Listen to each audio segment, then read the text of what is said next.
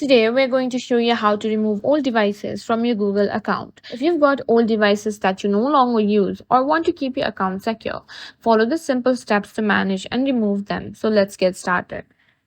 Removing old devices from your Google account is important for security and managing your account effectively. Here's how you can do it.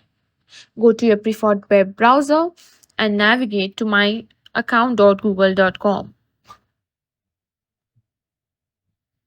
Now log in with your Google credentials if prompted. Simply tap on Security. Now find your devices under the Your Devices section. Click on Manage All Devices. Scroll down and remove the devices that you are no longer logged in. Tap on it. Click on Sign Out. Again, do the same thing.